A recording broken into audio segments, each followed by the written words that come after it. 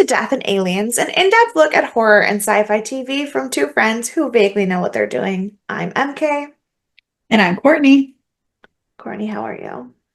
Oh, I'm good. I forgot that I was supposed to prepare something to say about myself during this portion of the podcast. Are you drinking wine? Yeah. Oh God, I wish that's what I was telling you about myself. I need to put a bottle of wine in the fridge. I think I told you. I can tell you. I don't know if I told you this on the podcast or not. That I had to use up my Wink credit that I'd Yeah. had for ages. And so I had to buy like A ton of wine. a case of wine, Yeah. and I drank half of one of the bottles. I've had it for like 6 months, so I need to put a bottle in the fridge. Christina asked me on Friday when I said that I had to record a double set of the podcast this weekend. She asked me if I needed to stop at Premiere on my way home from work, which is of the liquor store, and I go, "Oh no, I have enough wine." Well, to be fair, you've been drinking this bottle of wine. This is the same bottle as last time, but I've been so busy that I've only been drinking while we're recording. Is this the same bottle that you had For the weekend I was Bachelorette? there? Yes. Yeah. Yeah. Okay. But to be fair, it's because it's a double bottle. It is. It is. It's a double bottle, and I've only been drinking it while sitting here recording. So it's probably better that it's still there. That's probably true. That's probably true. I just can't imagine it tastes as good as it did. I mean, it was a cheap white Zin. It didn't taste good to begin with. Sure. Yeah, fair. We bought it at Walgreens. That's true. A little bit of insight into our life choices. We were like, we need this. Was that the one I bought that I was like, I need something to go with my roses, or did I get the other one? I wanted something sparkly. Yeah, you got something sparkly. This was the one that I got to put the strawberries in. Right. Yeah. I don't even like sparkly wine. I hate it. So I was like, I don't care. I'll get this you got $6 bottle from Walgreens. And I got White Zin, which I don't drink really either. And we got it at Walgreens. So cheers. What a fun time. Cheers. I'm down to just water, which is depressing. I forgot wine existed until you opened that bottle. No, but yeah, so I'm fine. I'm just got a lot going on. Trying to get myself together. I'm going to a concert tomorrow. I'm very excited about. It's at House of Blues. I'm going to see the Plain White Tees and the Used, which I'm sure I've said 75 times, but is the weirdest combination I've heard yet of a concert. For sure. And am I in love with both of them? Absolutely. Do I think it makes absolutely any sense? No. Yeah, I had the same thought. I was like, I don't understand this, but I do like them both. And I'm happy to see them both at the same time because then I don't have to pay for 2 tickets. And we did it on the summer deal thing. I don't know. Nick's mom gets all kinds of stuff with Ticketmaster. And so it was $80 for 4 tickets. That's really good. So cheap. That's so cheap. I had to I bought them while we were on the cruise because I had to keep refreshing every day to see if they had released more tickets. And I finally got them. So I don't know who the 4th person is that's going with us yet because we did ask one friend and they are Keon Coleman just got another touchdown on a 4th down for 49 yards, and he's on my fucking bench. I'm so sorry for your but we're up at the end of the 3rd down, so nice. Congrats. Thanks to that. So congrats. Yeah. But yeah, so I don't know who our 4th person is going with us because one of the friends we asked has not confirmed nor denied yet, and it's tomorrow. Oh, that's great. We'll see how that goes. But yeah, so that's me. That's how I am. How are you?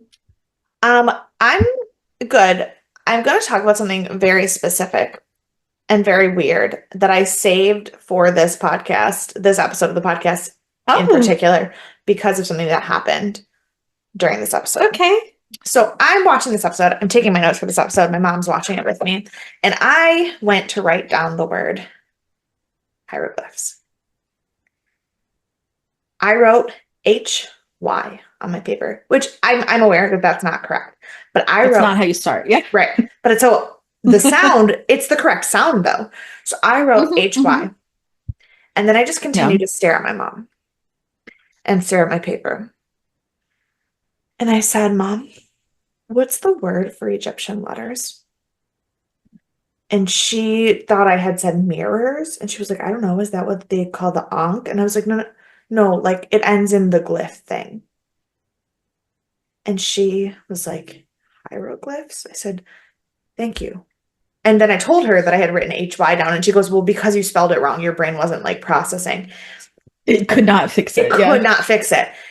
And so then we were talking about like, because you and I do this all the time where we like, it is not that we don't know, it's just that the word is not there. And she was talking about, she was like, just wait because it gets worse with menopause. So I looked it up and I learned something today. And that is that there is something called anomic aphasia, which aphasia is basically like forgetful, like speech Right. pattern forget. But anomic aphasia is specifically where it's not that you forget how to talk or like how phrases are, you will forget individual words and they're almost always nouns. It's not like you forget like context words or verbs, you forget what things are called, like the names of things slip out of your brain. It appears most frequently in people with ADHD. Oh, And I was I'm And, screwed. and I was like, well, I mean, it makes so much more sense. I go, I don't know how to explain it to anybody.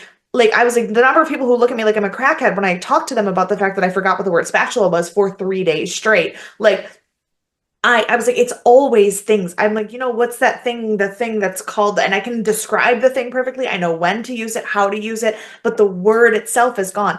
And when I tell you, I stared at my paper, looking at the H, knowing the word started with an H and the sound high and was a glyph, but could not put the row in the middle of it for 10 minutes. And so today I learned that I am not alone and that there's actually a legitimate reason why I can't think of words. I love that. I love to learn something new about myself that is diagnosable. Yes.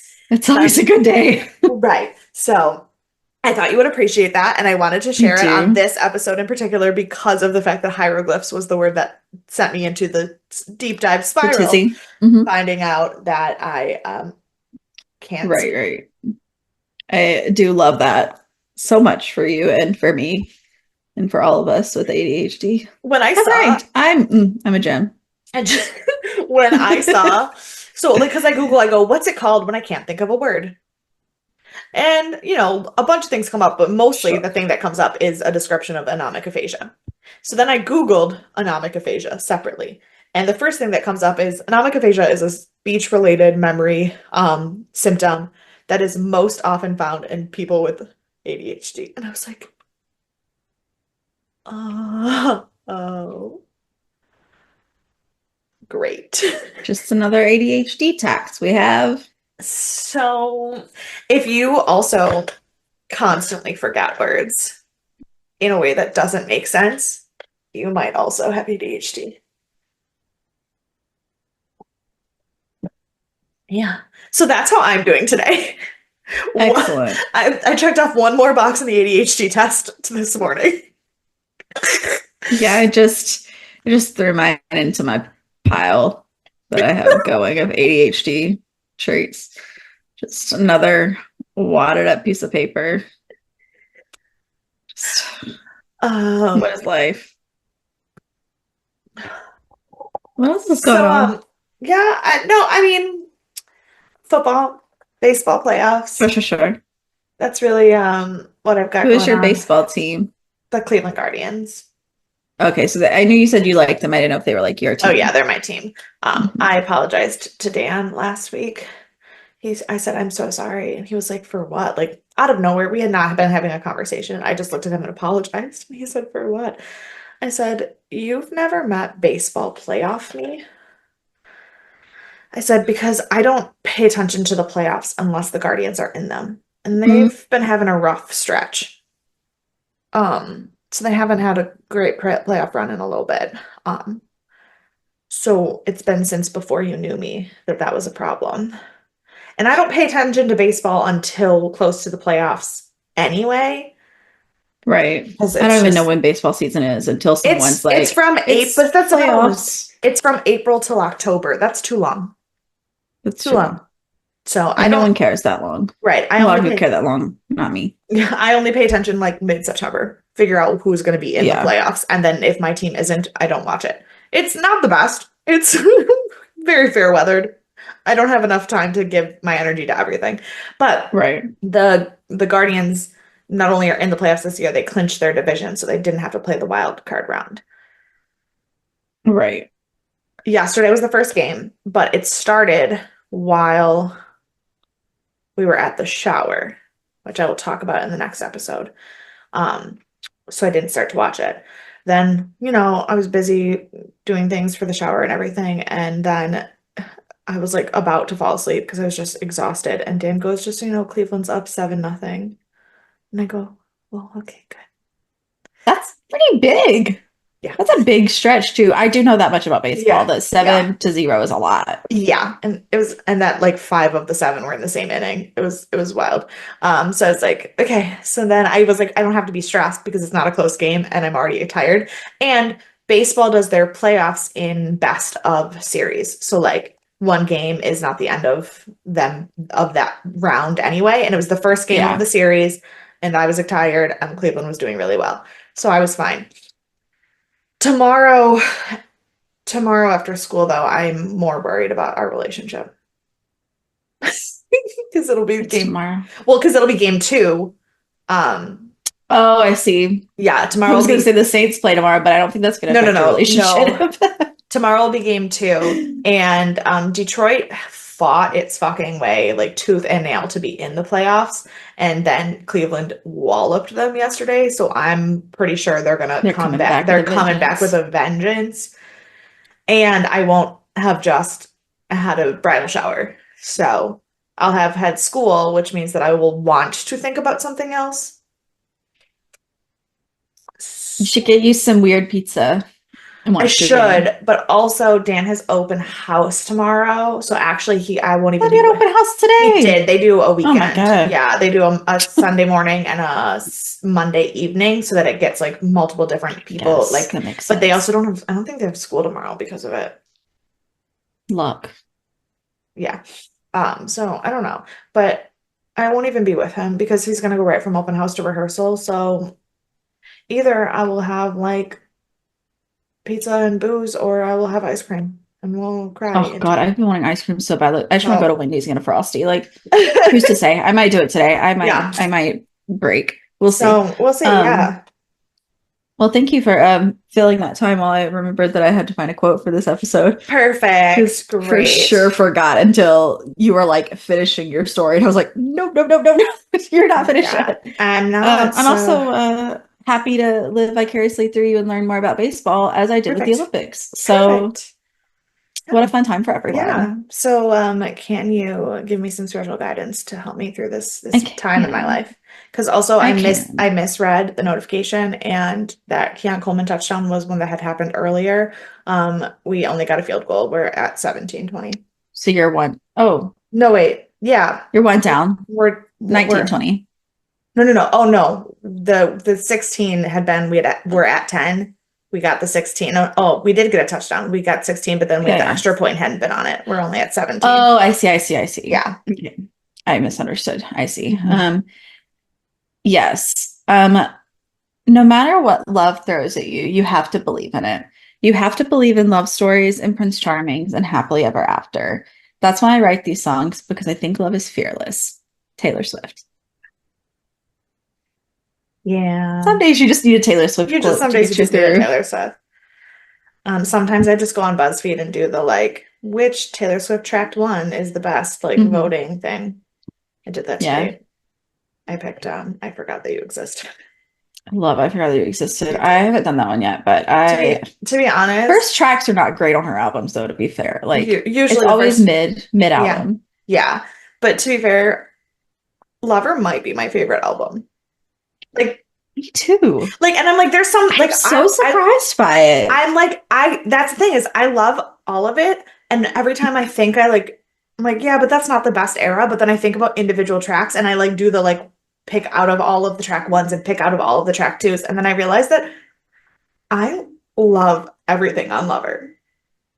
Yeah. And Yep. like I feel the even same way, and even I'm songs surprised every time. even songs that I forget that I love. Like I posted something for mine and Dan's anniversary last week and put paper rings Paper on it. rings. I I know, was I like, saw that. I was like, oh. That brought me so much joy because that's my favorite one on the album. It's just so sweet. I've added it to my playlist. Love Um, it. yeah, Yeah. it's just. Ugh. Uh, Well, anyways, yeah. your turn. My turn. Um, we are talking about Stargate SG-1, Season 6, Episode 20, Memento. A weird title, whatever. I don't know why I was caught. I mean, I guess like I guess, but remembering whatever. the past, Yeah. but Um, it was rated 7.8 stars, so a little higher than last week, which I don't necessarily think I agree with. yeah, But it was much more traditional Stargate. I was gonna say yeah, it's much more what you expect. Yeah. And it came out on March 7th, 2003. The number one song that day, well, the book is the same. It's the same Josh Grisham book, but or John Grisham, sorry, but John Grisham. yeah. The top song was In the Club by 50 Cent. That was. And the top movie is a movie that I have seen, but I still question why it exists. Not that it's bad, just cannot figure it out. Bringing Down the House, starring Queen Latifah and Steve Martin. What a movie. What a movie. What a time of life that was. Oh my gosh. Yeah. Good times. Yeah. And no answers. No answers on that one. Yeah. It does exist. On this day, we still have lots of Iraq things happening. And also something that I didn't realize happened. The Broadway Musician Union went on strike. Because there was some kind of issue with negotiating the number of musicians that shows were allowed to have and trying to get people to use like performance tracks instead of paying musician fees. So all of the musicians went on strike, and every show on Broadway was closed that night except Cabaret. I don't know why. I genuinely could not find anything about why Cabaret did not close when everyone else That's so did. strange. Right? And I was like, I feel like of all things, like politically, Cabaret is a show that should be like with musician unions. Right. Like, and I'm like, what is happening? But I didn't even know that happened. And I think that I don't think the strike lasted long. I mean, I was not connected to Broadway at all at that point in time. Right. So I was 11. um, So I had barely started doing things in like theater, let alone like being connected to the actual theater. no. It lasted from that Friday night until Tuesday morning, March 11th, which is really interesting because there was at least one show that closed that weekend, like, and never opened again. So I don't know how they decide what the closing date is because it said that like the 10th or the 8th was the closing date. I don't know if that was the scheduled close, so they just closed anyway, or if it was like, ugh. Whoops. Yeah. But it was the League of American Theaters and Producers proposed to reduce minimum orchestra seat requirements from 24 to 7, with virtual orchestra to fill in the gaps, which would obviously save producers money. And the musicians were like, how about you go fuck yourself? Yeah. How about you just pay musicians or you don't have theater? Like, Oh, okay. I figured out why. Sorry, this does tell me why. Cabaret had a different contract because it was part of a Studio 54 production, and so the contract didn't fall under the Broadway League. the Broadway. Yep, that makes sense. Yes. But those on strike picketed the theaters, and a lot of the actors in the shows joined them and helped. And Harvey Fierstein was like a big part of the like Times Square picketing for that.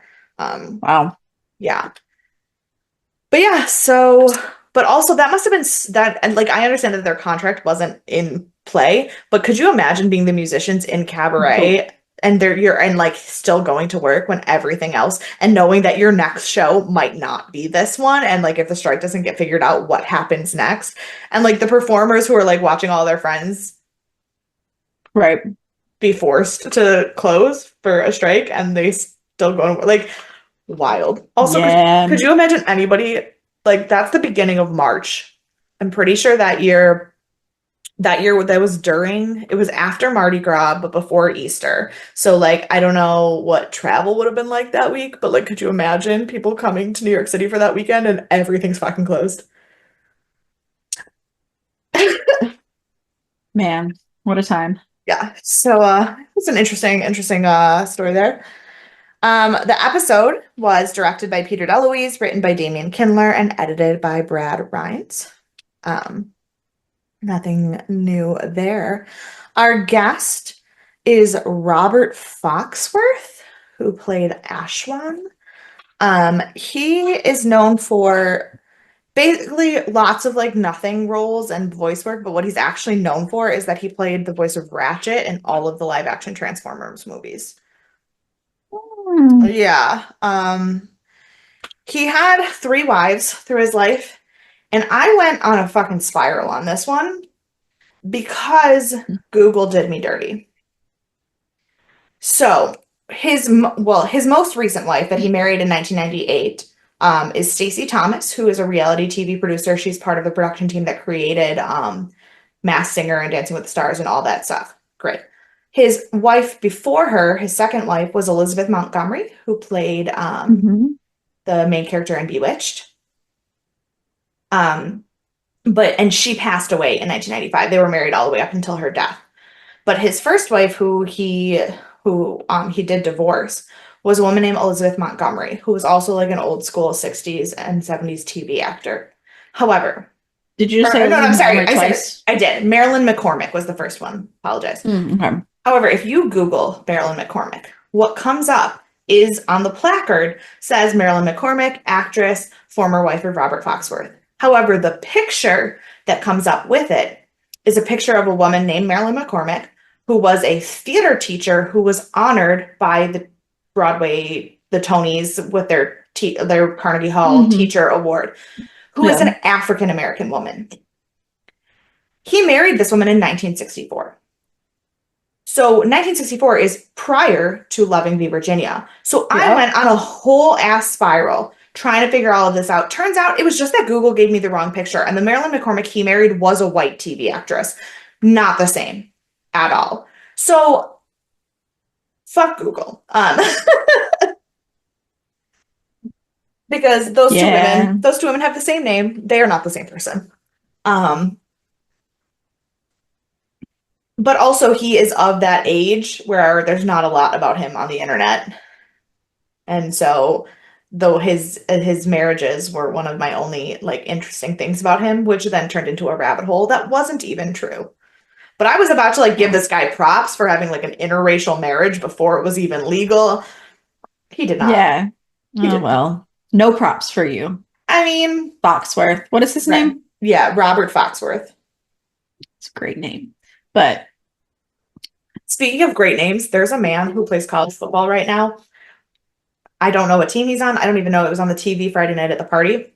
His name is Joseph Manjack the Fourth. good for him. He It's sounds like like, he should be running a but parliament in but London or also it something. also sounds like a teenager who made up an inappropriate name for a pizza order. Yeah. Yeah, it's one or the other. Those are the only things you get. Yeah. So that is the episode. It starts already on the Prometheus. And Jack and Teal'c are wandering around, upset about the noise because there's an alarm going off, and they go to the bridge where we find out that all the alarms are just a drill. It's a battle drill, and apparently they do this a lot. The colonel who is running the Prometheus, big fan of the battle drills. Um, Jack, not a big fan of Yeah. him. And Not a big fan. Courtney also not a big fan of him. So I get it. Then we get the credits. Yeah. Yeah. So it was really interesting. Mom and I talked about in this episode about how a lot of these characters are very stereotypical but also very much they're stereotypes that exist because of human nature. Um, Right. and like, so Colonel Ronson and Commander Kalfus might be some of the worst people on TV, but also like, Are people. yeah. Yeah. Um, and it was because we were talking about how when diplomatic leaders are also military leaders, it doesn't always turn out well for your country. Which Jack also says, Yes. basically. Well, and mom was trying to explain. She goes, because Jack, for as much as he like seems like he isn't, he does, and he's rough around the edges for sure, but like he does actually have diplomacy. And I realized this morning that Jack is Teddy Roosevelt. He is. Like, He like is. that's the thing is he's no one's gonna want him to be the one wearing the suit, but he's gonna get the shit done. And like you're gonna Right. like him for it. Like Jack is the Yeah, Teddy Roosevelt of Stargate. Um, absolutely. so after the credits, Jack is on the video call with Hammond and he's like, please let me off of the ship. And Hammond's like, no, you have to stay.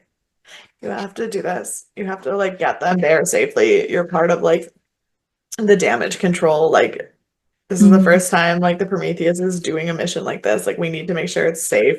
Like you have to. Um, so the Prometheus enters hyperspace, and the captain and Jack finally have a minute to talk without everybody else there. And Colonel Ronson says that he's only pushing, like he's like, I'm not trying to be a dick. I did appreciate the scene because it made it seem like he wasn't as much of an asshole as he then appears for the rest of the episode. But he's like, Right. I'm only pushing you out because yes, you guys are here, and yes, technically, you guys are all more knowledgeable about this than I am, and yes. Sam is a genius and Jonas and Teal'c have information. Like, I'm not denying you any of that.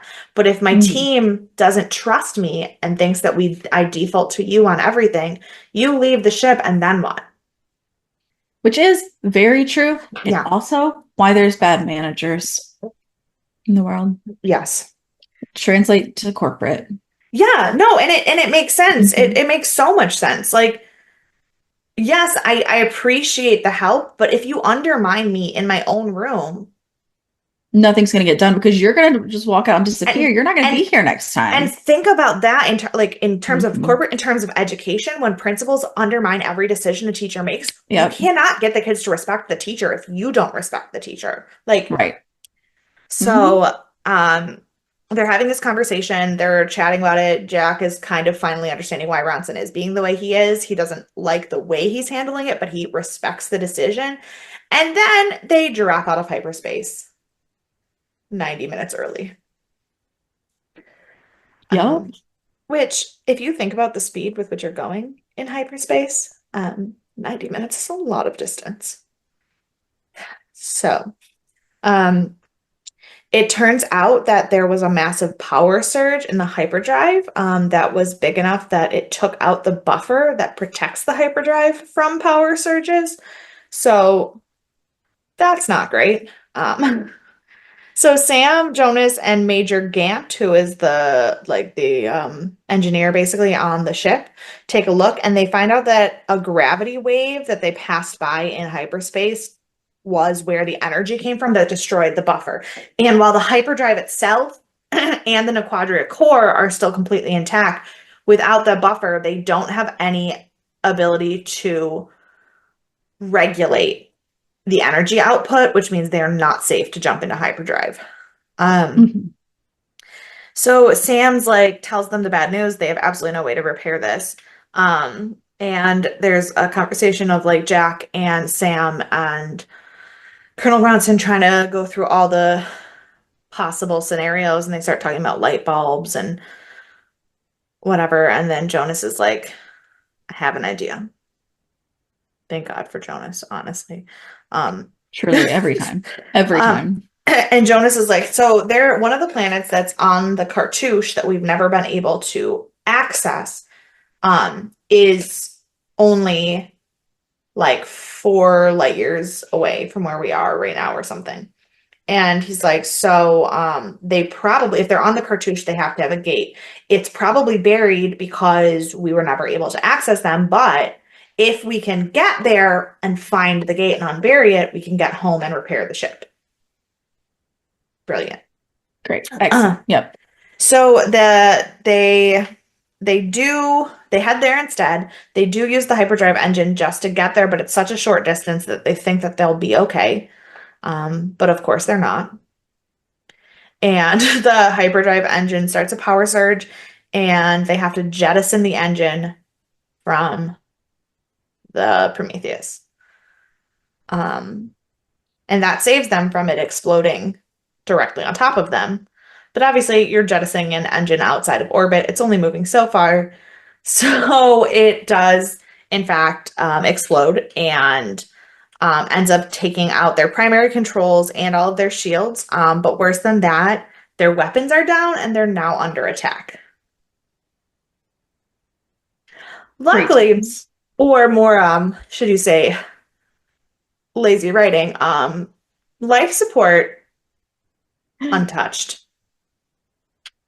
That's my least favorite thing about like spaceship shows is that the life support never gets knocked out. Mm-mm. Like everything will be down, but don't worry, we'll still be able to breathe. They never, which I get. Obviously, if you take out life support, people die. Like I do get that, right? But it's completely unrealistic that in every explosion, that every single time, yeah, life support. And to be fair, they were like, we have life support on most floors, so at least they were like trying to say that it wasn't perfect, but whatever. It's just a mess. Yeah. So they see that these missiles are coming at them, and they work out that what happened probably is not that this is just some like random attack, but they did just in fact explode something in the orbit of a planet with an EM pulse big enough to knock out their ship. So probably the people on the ground saw that as an attack. They may have noticed. Yeah. So they get on the radio and project to as many broadcast channels as they can from the ship. And Jack is like, hey, please don't kill us. It was an accident. We didn't mean to do it. All of these systems are also down in our ship. If you let us like land, we can have a conversation. And luckily someone believes him, and the missiles self-destruct without hitting the ship. And they get a message from Commander Kalfus with landing coordinates for the planet. Very enthusiastically. Oh, very enthusiastically.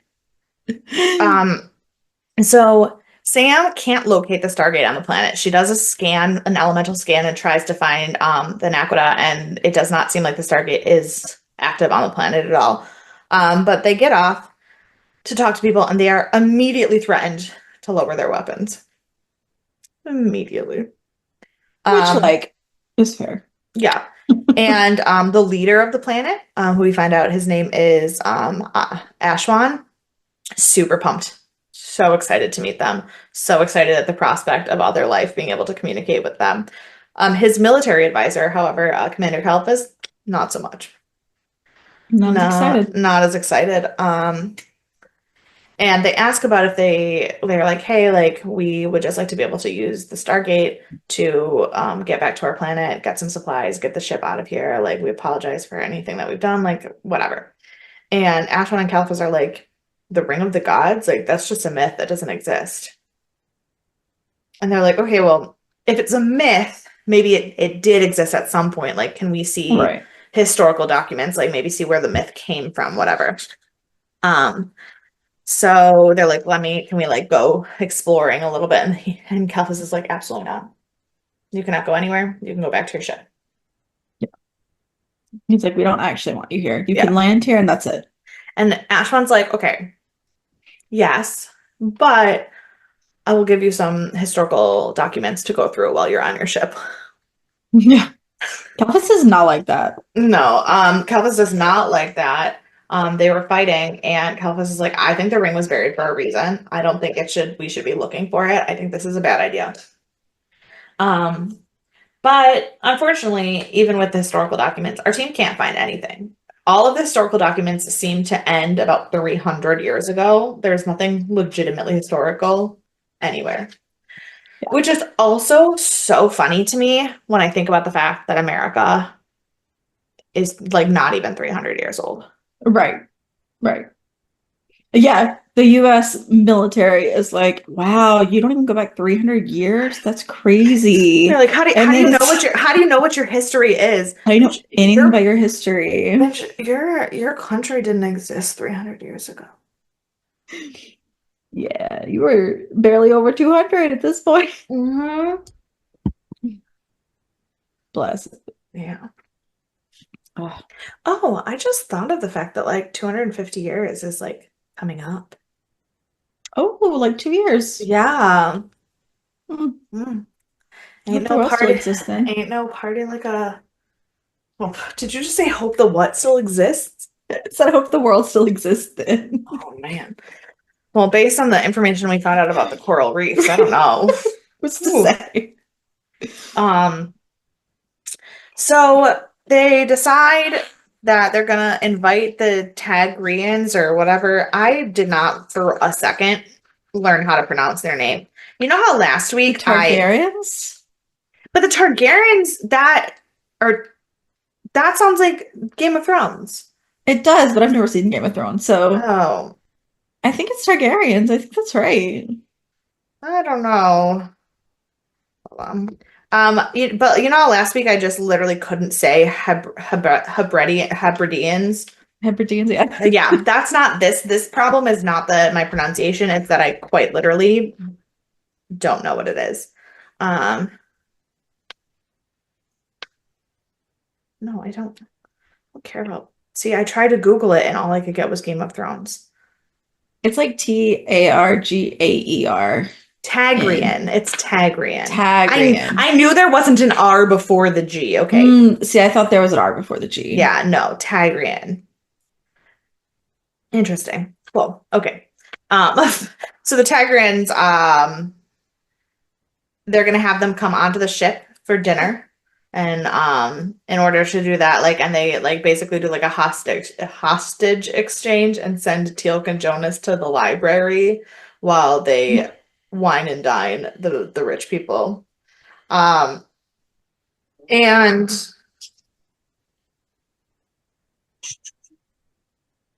lost my page. Jonas and Teal'c are looking for information. They're looking for answers. They still can't really find anything, but Teal'c is like, I think we're being watched. And Jonas is like, you mean that guy who's awkwardly standing behind the shelf and doing a really bad job of hiding? Yeah, he's been watching us for a while. Yeah, he's been there the whole time. The Don't whole worry. time. No worries. Jonas is like the most like he notices everything. He's the most observant person ever. He also doesn't share that information No, he or like, react to it. He's like, "Yes, I'm being stalked." Oh well, yeah, not worried at all. not worried. So Ashwan and Kelphus are touring the Prometheus and learning more about the alien tech that runs it. And then we flash back, and Jonas and Teal'c follow and corner the guy who has been following them, who's like, "Oh, it's not that I'm interested in you. It's just that I'm interested in what you're looking for. I care about the Ring of the Gods too." And they're like, "Okay, great." Yeah. Back on the ship, Sam asks about the missing history, and she's like, not to like pry or anything, but like, why does all of your historical documents stop 300 years ago? Like, it feels very deliberate. And Ashman was like, well, it is. There was a dark age, and the people before did not want anyone to like be haunted by or think about the past history and like what made the dark ages dark. Like they wanted a fresh start, basically. Hmm. And Colonel Ronson is like, on our planet, we look at the shitty things of the past and we learn how to be better, which Right. is a bold thing to say, honestly, because I don't think the planet Earth does very well at that. We look at the things from the past Terribly. and go, sounds like a good idea. Yeah, maybe we should try that again. Why did we ever stop doing Yeah, that? why did that not work the first time? Um, and Oh, Earth. Kalfus is like, yeah, we don't. Not, we think that that's a terrible idea and that we should not need to be bothered with mistakes and Right. just move on from the good. And Ashwan basically like, so they leave the ship, but Ashwan like waits back a second and explains to Jack that like he's on their side. He thinks that it would be a great discovery. There's a lot of turmoil going on in their society right now between the people who like feel some type of way about the fact that history has been stolen and hidden from them and the people who are like very much about looking forward, not back. And he feels like there's like a split in the government and that Kalfus is kind of going to overtake him in leadership, but he doesn't agree with Kalfus and he does want them to like help. And he thinks that like finding this and like opening their world to new ideas and new communications with like other races is exactly what they need. Right. Back in the actual city, Joseph and Teal'c have met this man whose name is Tarok, and they go to his office and they find out that he is a true believer in Horus, their true god, the creator of the people of Targia, or Targia. And they're Bad news like, bears. bad news bears. He does pretty quickly believe them Yeah. that this is not a good thing and that he shouldn't believe in Right. the god as a worshiping.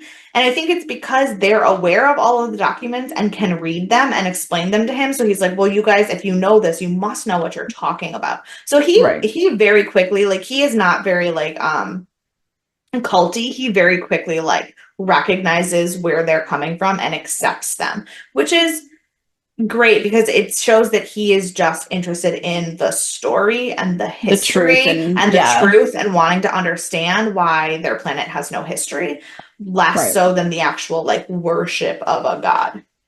Hmm. Um, but he hands them the relics that he has gathered so far, including an image of hieroglyphics that describe the gate. This is where the word hieroglyphics is spelled wrong in my book because I couldn't remember what it was. Um, And the glyphs lead them to this desert where Tarak has found many of his relics before, so it must be the correct place. Um, Ashwan lets Teal'c and Jonas go to the desert, and Keltis is big mad about it. Um, and Jonas and Teal'c find the gate, call for backup, and everyone helps unbury the gate. As soon as the gate is unburied and standing up, Keltis attacks and holds them This hostage. man. Ashwan has tried to stop him, but apparently Kalthus has too much loyalty in the military and he doesn't have enough people behind him to actually get Kalthus to stop. Um, and he now has Jonas and Teal'c hostage. So Jack talks to Ashwan and is like, we can help with the Prometheus. The problem is you guys still have guns trained on us. And Ronson is like, I'm not doing this. Ashwan is like, I promise that the people who run the guns are loyal to me. They're my people, not Kalpas's people. I promise. Right. And Ronson is not about to do it until Ashwan comes on the ship with them. And he's like, if you guys are gonna die, I'm gonna die too. I'm not gonna, I promise you, I mean what I'm saying. I am doing this for the good of both of our people. And this is when I realized that Jack is Teddy Roosevelt, because Jack's gut has never been wrong, ever. Um, Never. Oh, um I thought it was really dark, and then I realized that it's just that my windows are closed. Um, the ship doesn't get fired on, so turns out Ashwan was right, and he kept his word. And Ashwan, Jack, and Sam ring off of the Prometheus and confront Kelpis and explain why the gate is important and what the history means and what connection means and why, like, this is so important to their race and their planet and their survival. And Ashwan fires Kelpis. asked him to step down as commander, and Jack was like, I didn't think you had it in you. And he was like, I didn't think I did either. But here I we didn't go. think he did either. Right. So then SG-1 goes back to get supplies and says they'll be back in a few days, and they have this new partnership with these people, and they're gonna fix the ship, and everything ends hunky dory. It's kind of lovely. It is kind of lovely. It's short and sweet and just a nice. Yeah. I think it's like last week's episode was so big and heavy, and then we're about to go to the last two episodes of the season. So this is, I literally just feel like it was like the palate cleanser before. We have 3 episodes, right? We go to 23 this No, season. 22. Oh, we got 22 this season. Okay. Yeah. So we have 2 episodes left. So this was like the palate cleanser before we go into it. The next episode is called Prophecy. Ooh, I love a prophecy. Yeah. So do you have any thoughts, theories, anything?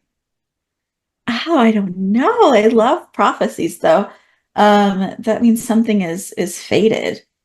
Um, I mean, it's got to be about one of the gods. I don't know which one. I do believe we'll never see the Targaryens again. Because We do why that. would we? Right. Why would we need that? We're done there. We helped them find their Um, Stargate, and then we left, and we made peace, and everything's diplomatic and fine. yeah, no, Prophecy we will never though. see them again. Just you're not wrong. Yeah. Oh, I wonder if it's going to be about. I wonder if Daniel comes back in this episode for like a big. Ooh. And Amma, is it Amma? Oma. Oma, Oma, and Daniel come back to like flesh things out for like a. But it's like, but they don't know. They don't know if they're getting re brought back or not, or if they're getting canceled. So it's gonna have to be like. It's gonna have to be a backwards prophecy where it like tells about things we already know. I feel like because they can't really start a new storyline with 2 episodes left. That's fair. So maybe it's about how the Jaffa came about or something. I don't know. Those are things I have. Okay. I only have 2 very short, sweet trivia because they're not like plot trivia or anything like that. Um Technically 3. One, on his blog when he went to review every episode, Joseph Molesy wrote, what was this episode about again? I was Bless like, his heart. savage.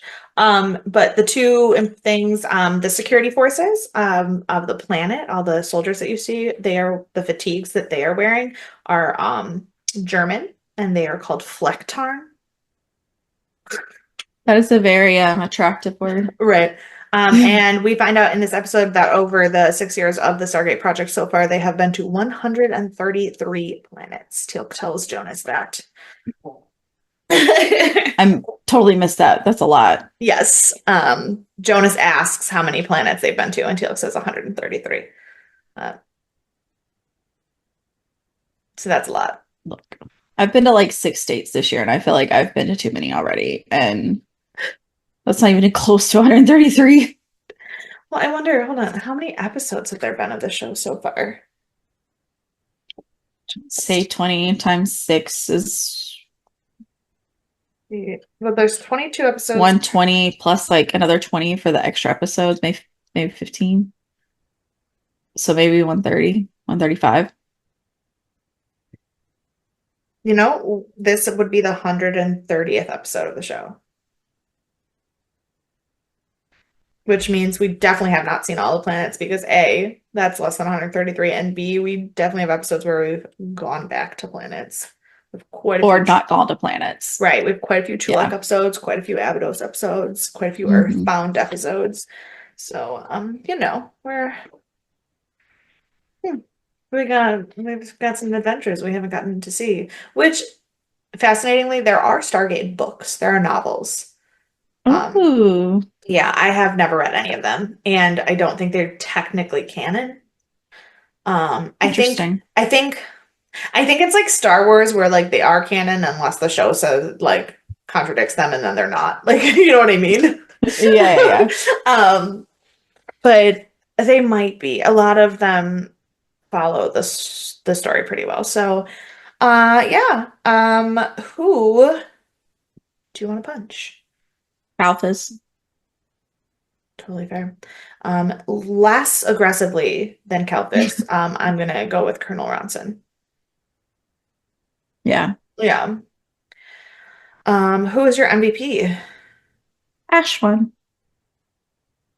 I think that is the correct answer. I think Ashwan is great. Mhm. I think Ashwan is pretty much the best character, but despite my realization that he is Teddy Roosevelt and how much I love him, I'm actually not going to pick Jack. I'm going to pick Jonas. Oh, Um, yeah. because he did a lot of the legwork for this episode. A lot of it was his idea. So, um, Um, well, fun fact for you, I've just Googled if the books are canon. yeah. And it says that all books are written as canon. That is, they're trying to recreate the show because MGM reads and approves all the novels. And Oh, apparently, in 2004, the company held an open submissions policy inviting fans to submit proposals for the Stargate SG-1 novel. okay. Okay. I don't know if it's for all universes, but for SG-1 specifically. Yeah, I do. I mean, they're all the universes are connected in a way. But I knew that like I said, I knew that some of them had like connections to and stories and characters that like um exist in the shows and like crossover, and I didn't really think that it Mhm. uh um like I didn't think that it didn't like that it Yeah. directly contradicted them, but I didn't Mhm. know how canon they were. I think the Um, universes, like when you get to the other universes in the novels, they're a little less canon. They're not necessarily meant to be canon, but it looks like SG-1 no, I mean it what I'm is a I'm little looking more. at it I'm looking at it now, and most of the novels, I don't know about the ones based on the movie, but most of the novels are tied into seasons. Well, it looks like the novel was written by Dean Devlin and Roland Emmerich, Oh, the okay, movie for the one. movie, So, okay. yeah, yeah. But that was Yeah, an imprint of Penguin Books. That looks like it was a whole separate. a separate thing. Um, Yeah. yeah, but the novels tend to be directly tied to events of the seasons. So Yeah. interesting. Hmm. What a fun time. I had no idea about any of this. I have no idea. I bet you they're not on my library app though. Hmm. I'm gonna look. And there are Stargate, not SG-1, Stargate books. There were five other books written after the original one by the movie producers, but it looks like they used the guy who wrote it was Bill McKay, and he used notes they were produced by consulting the original notes made Hmm. by Roland Emmerich. Okay. So to imagine where the film would have gone. And so these were all produced before SG-1 came out, that was like through 97. Yeah. Okay. So No. those are probably also No. unrelated. Yeah. No, my library app does not have any of them on there. Rude. I wonder if mine does. I don't know. But if you know where I can get the Stargate books, or if you have any thoughts, theories, feelings about any of what we have talked about, predictions for next week, you can email us at deathandaliens@gmail.com. You can follow us on all the social media at Death and Aliens. You can follow me everywhere at EMKAY_superstar. And you can find me at CE Cloud 13. And we will see you on Thursday. Bye. Bye.